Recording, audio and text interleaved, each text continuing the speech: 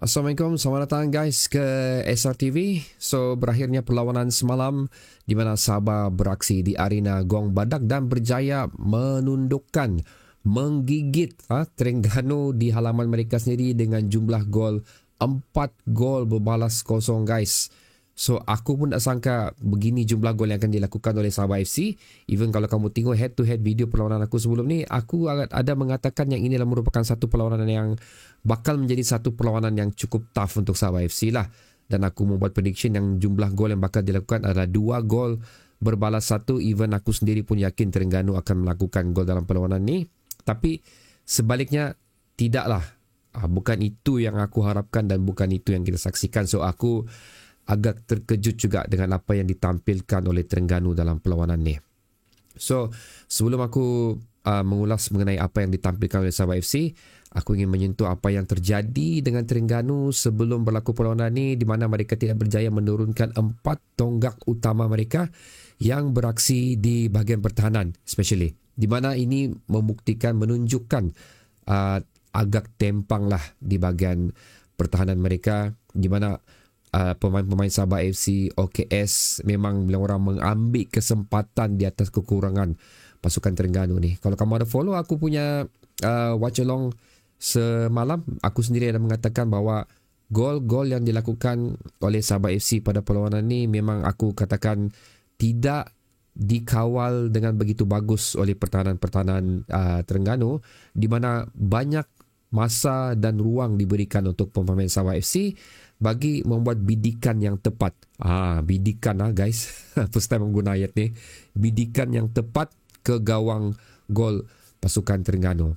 So ini adalah merupakan satu kesilapan yang cukup besar daripada Terengganu, kerana aku yakin sekiranya man-to-man marking yang diberikan oleh pemain Terengganu cukup ketat, aku pasti beberapa gol yang dilakukan oleh Sabah FC mungkin berjaya ditidakkan oleh mereka lah. Dan sekali lagi aku mengharapkan perlawanan ini adalah merupakan satu perlawanan yang agresif untuk kedua pasukan, di mana serangan demi serangan sepatutnya aku mengharapkan dilakukan oleh kedua pasukan, tapi tidaklah. So aku akan sentuh bahagian statistik sekejap lagi. So itu untuk Terengganu agak mengecewakan lah bagi aku di atas apa yang mereka tampilkan pada perlawanan ini. Dan untuk Sabah FC pula guys, kita meneruskan momentum yang cukup bagus di perlawanan kita untuk menentang Terengganu ni. So kalau basically daripada 2 perlawanan terakhir Liga Super, kita menundukkan Kelantan 7-0 dan Terengganu 4-0. So 2 clean sheet untuk 2 perlawanan terakhir kita di saingan Liga Super. Ini merupakan satu pencapaian yang cukup bagus dan dikenakan lagi dengan 11 gol bagi 2 perlawanan. Jarang, tak pernah kita buat begini guys. 11 gol, 2 perlawanan, 2 clean sheet. So itu merupakan pencapaian yang terbaik setakat ini untuk Sabah FC. Dikenakan lagi 2 perlawanan adalah perlawanan away untuk Sabah FC.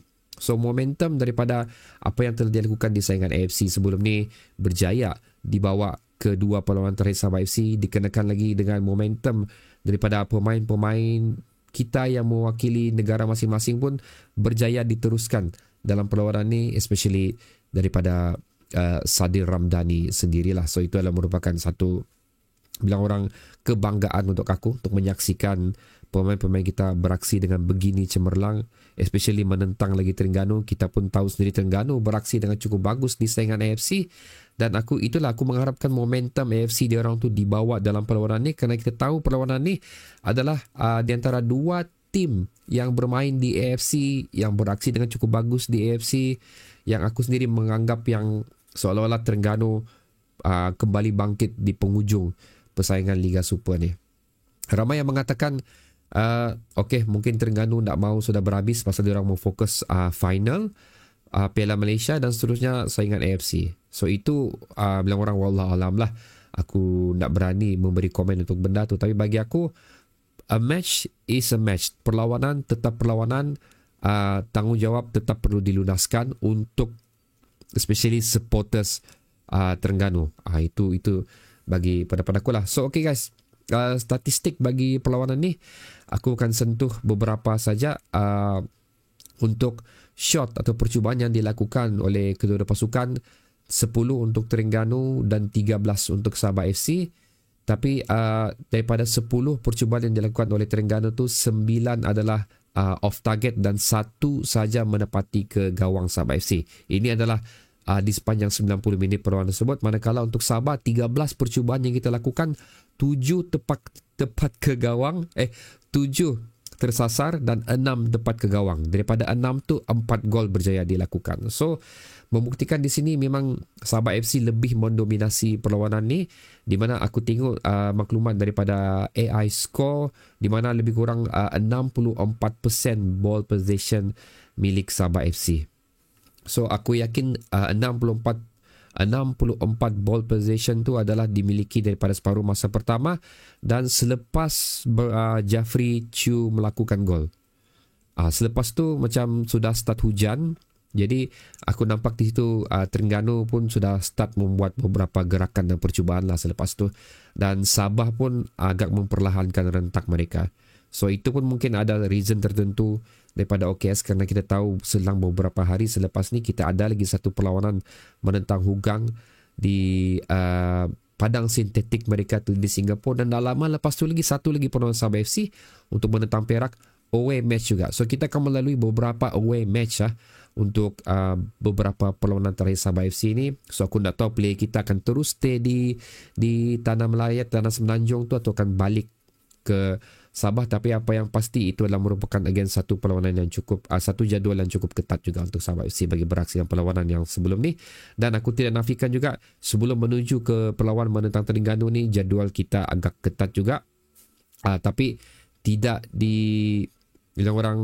tidak ditunjukkan lah dalam perlawanan menentang Terengganu ni. So good job untuk pemain-pemain Sabah FC.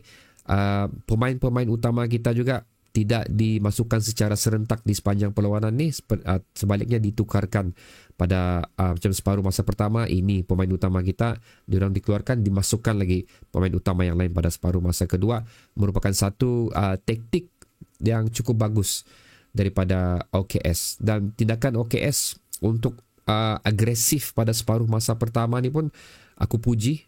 Apa yang dirancangkan oleh OKS dan disempurnakan oleh anak-anak buah OKS ni membuatkan kita begitu selesa pada separuh masa pertama. Macam kalau kena separuh masa pertama kita telah menjaringkan sebanyak 3 gol. 3 gol pada separuh masa pertama, satu advantage yang cukup baik untuk Sabah FC bagi meneruskan separuh masa kedua. Dan tidak lama sewaktu separuh masa kedua dimulakan, Jeffrey Chu guys melakukan 1 gol yang hampir sama dengan apa yang beliau lakukan sewaktu menentang Haipong pada tempoh hari. Satu tap in yang cukup bagus, cukup tenang daripada Jeffrey Chu. Sebenarnya gol Jeffrey Chu inilah yang diorang mensahkan kemenangan kita. Walaupun agak awal gol Jeffrey Chu tu pada minit ke-48, tapi ia sudah cukup untuk memberikan kelebihan untuk kita beraksi di arena Gong Badak ni lah. Walaupun selepas tu Terengganu tetap tidak mampu untuk melakukan apa-apa, walaupun telah memasukkan Ivan Mahmud apa semua. Tapi again lah aku kecewa dengan apa yang tampilkan oleh Terengganu lah. Aku mengharapkan satu perlawanan yang punya intensiti yang cukup tinggi. Aku boleh katakan perlawanan ni, kalau kita tengok daripada dua tim lah, daripada apa yang ditampilkan oleh kedua tim, agak hambar perlawanan ni. Aku boleh katakan macam tu. Pasal kita lebih nampak Sabah yang mendominasi perlawanan ni. Aku gembira Sabah mendominasi perlawanan ni, tapi again aku mau menengok perlawanan yang mempunyai intensiti yang cukup tinggi, persembahan yang baik daripada kedua pasukan. So itulah guys, aku punya review untuk perlawanan ni. So tahniah untuk penjaring-penjaring gol kita, tahniah untuk pemain Sabah FC kita, baik yang main first half, baik yang main second half. Tahniah juga untuk pemain yang jarang dimasukkan tapi diberi starting 11 untuk perlawanan ni, seperti Rawisam Batui lah guys, mempunyai contribution yang cukup bagus pada perlawanan ni juga. Gol pertama pun hasil daripada bola yang beliau rebut daripada pemain Terengganu. Itulah gol yang punca terjadinya gol pertama ni. So man of the match untuk perlawanan ni bagi aku adalah Rizal Ghazali guys, tidak lain tidak bukan. 2 assist daripada beliau. Aku sudah nampak ni dia punya perangai ni memang cukup lain sudah untuk beberapa perlawanan sebelum ni. So dia macam confident dia terlalu tinggi sudah. So dia tahu sudah apa perlu dilakukan dan dia yakin dia boleh melakukan apa yang sepatutnya beliau lakukan. Walaupun beliau as a defender. So tahniah untuk Rizal Ghazali. So okay guys, itu adalah ulasan untuk perlawanan ni. Seperti biasa, aku nak akan go through every 90 minutes untuk perlawanan ni kalau nak jadi makin panjang video. So sekarang giliran anda pula untuk meletakkan prediction anda di ruang komentar di bawah ni. So kita berjumpa lagi di video yang seterusnya guys. Assalamualaikum.